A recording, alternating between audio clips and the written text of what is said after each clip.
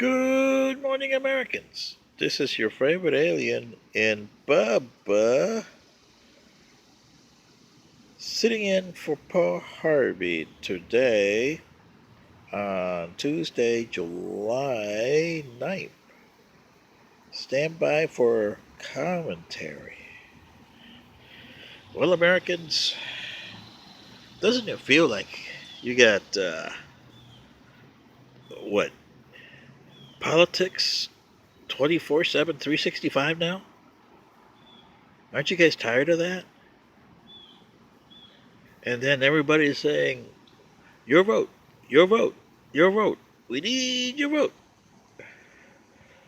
Well, if I was Mr. Harvey here, I would do a commentary, which I am doing for him, since he can't do it, about your vote.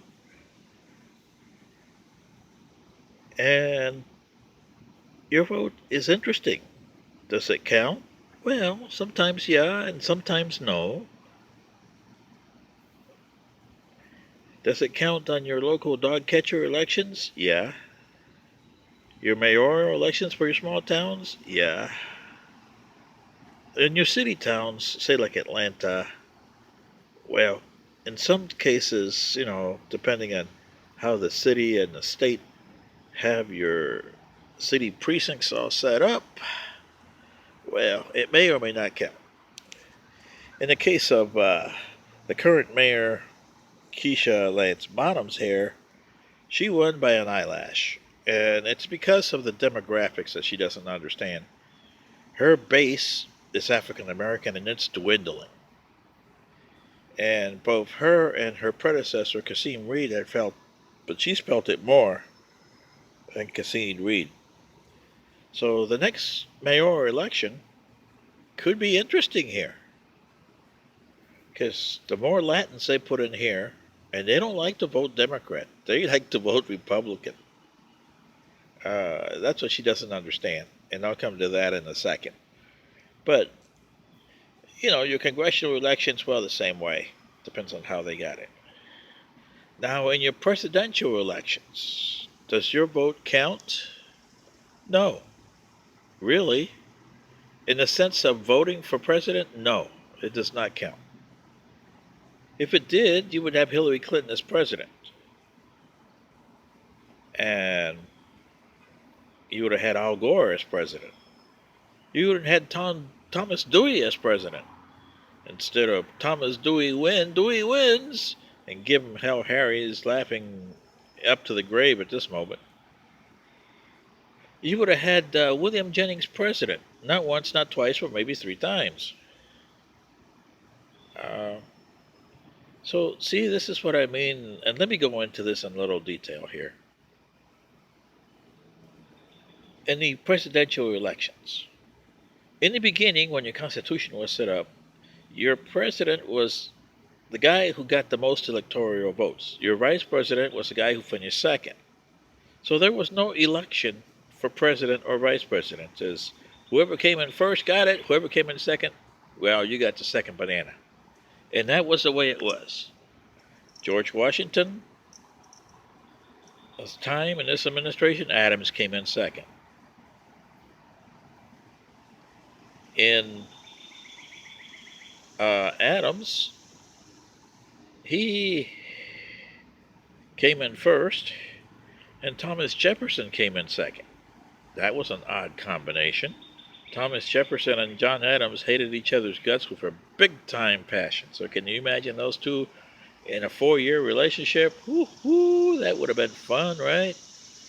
Well, in 1800, it's the first election that we really got a problem. Because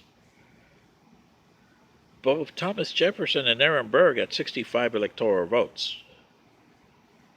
And, the electoral votes, depending on the states, you can vote your conscience or you can vote whatever the state popular vote was. Well, it's still the case in some states today. But in this case, they were tied, so the House of Representatives had to decide. And it just so happens that a guy that both guys didn't like, Alexander Hamilton, had some influence. he pulled for Thomas Jefferson because he disliked Aaron Burr more. And a lot of people disliked Aaron Burr. Aaron Burr is your prototypical Richard Nixon.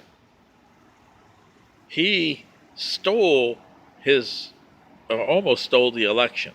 He wasn't counting on Alexander Hamilton in the House.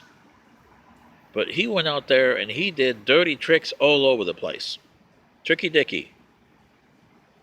So that does that one. Your next election is 1824. That's the election that John Quincy Adams won. Really? Did he?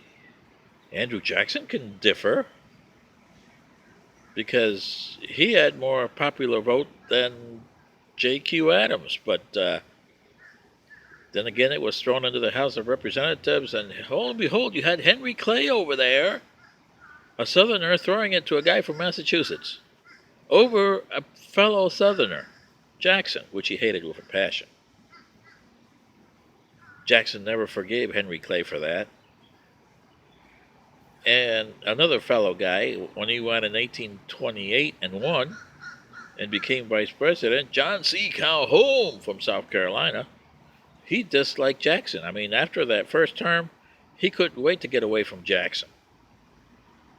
And Jackson is the start of the Democratic Party. So all the mess that you guys are in, blame it on him, because he's the one that started the Democratic Party and the way they run business. He was your favorite, how would you say, racist, segregationist. He hated everybody, not just blacks. He hated everybody.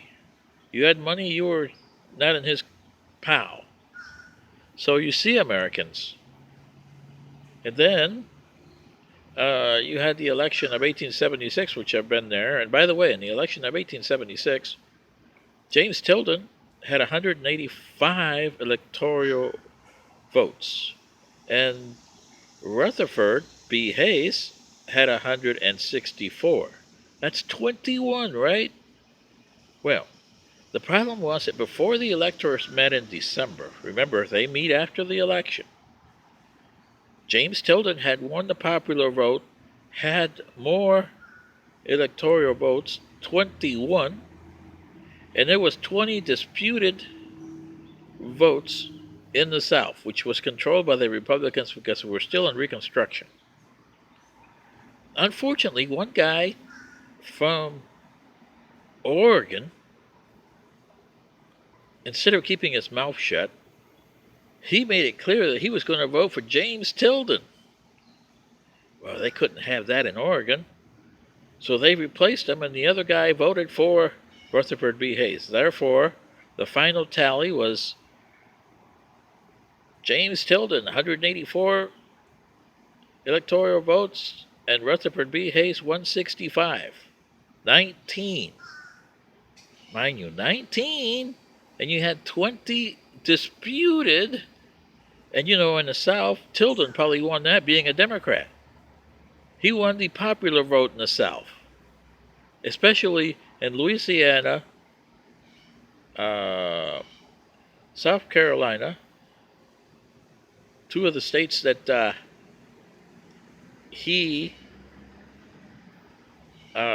were disputed. There was 3 states that were disputed there, and the 2 states, Louisiana and South Carolina, he had an edge in the popular vote, so they should have voted straight, and he would have been the president. But no, this lingered from the election November 7th, 1876 till early January, when, lo and behold, you had a backroom deal. And then you came out with that famous deal. Read my other video on the election of 1876. And therefore, Americans, your vote didn't count. Same as it didn't count in 2000. It didn't count in 2017 because Hillary Clinton should have had the presidency based on the popular vote. But you got to understand the gerrymandering and the backroom deals that go along with the electors. So your vote doesn't count. The founding fathers made sure of that. They didn't think that you had enough sense to vote for a president. This is your favorite alien and Bubba, sitting in for Paul Harvey today. Good day.